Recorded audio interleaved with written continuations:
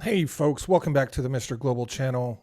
Did Donald Trump make homelessness illegal through the executive order he signed yesterday? We're going to go over that. Before I get started, please like and subscribe. Thank you all so much to all of my new followers and subscribers. I really appreciate it. So this is going to be an overview of executive order that Donald Trump signed yesterday.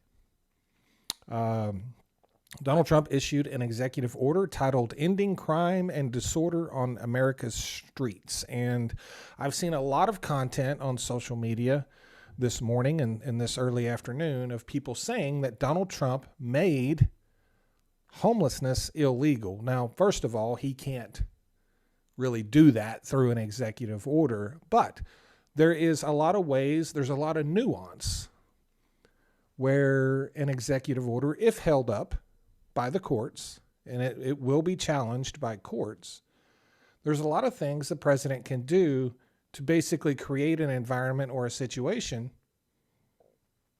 where being homeless has the same effect as it just being illegal. Does that make sense?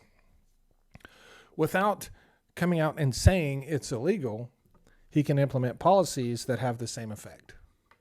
So that's what we're going to cover. The first thing this executive order does is it removes restrictions that prevented civil commitment of unhoused individuals with serious mental illness or substance abuse disorders. So what does that mean? That means that there is nothing preventing a city, county, possibly a state from taking a homeless person and saying, we're going to institutionalize you, we're going to commit you into some sort of facility, whether it's a mental health facility, whether it is a drug and alcohol treatment center, something along those lines. There's nothing anymore, right?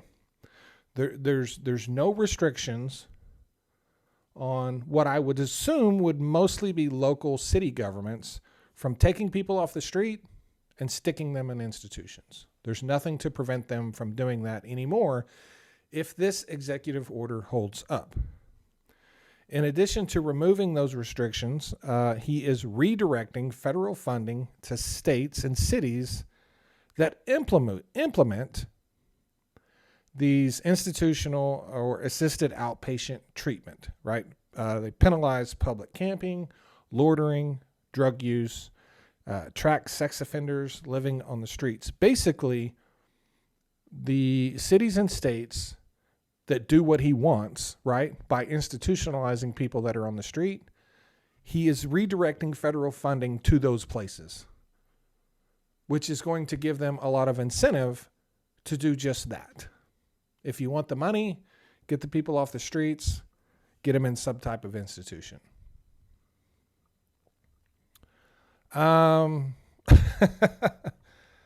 There's a whole host of issues with that, but let's go on.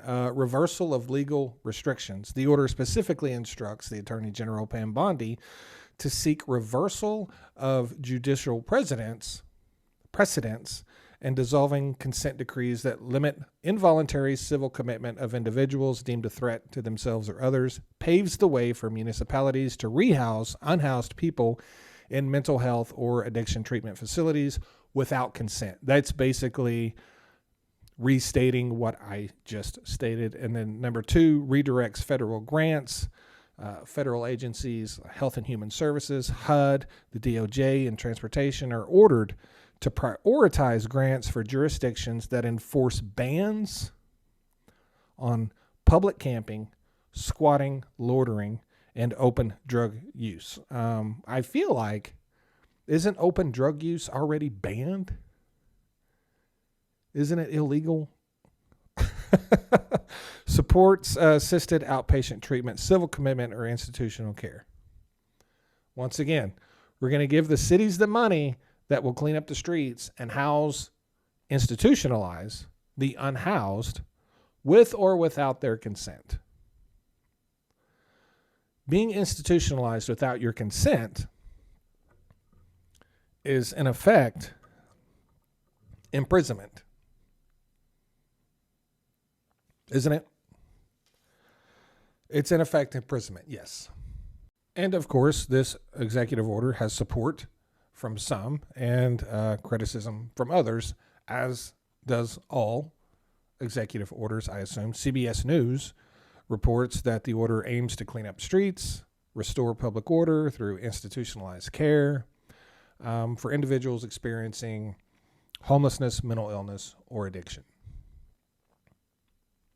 Reuters highlights the order could impact all 771,000 homeless people in the United States. But the ACLU condemns the order, says it criminalizes the homeless with people with disabilities, dismantling evidence-based approaches, and directs surveillance-based strategies at vulnerable populations. And the directing surveillance-based strategies, I agree with 100%. 100%. The Daily Beast labels the policy outdated, coercive, and punitive, warning it may exacerbate homelessness rather than solve it. Now, here's the thing. You cannot blame a person for being homeless when you fail to recognize and you accept a type of economy that makes homelessness inevitable, and that is the economy that we currently have. The economy we currently have and the system we have set up makes homelessness inevitable for a certain percentage of people. It absolutely does. The minimum wage won't even cover the average rent in any of the 50 states.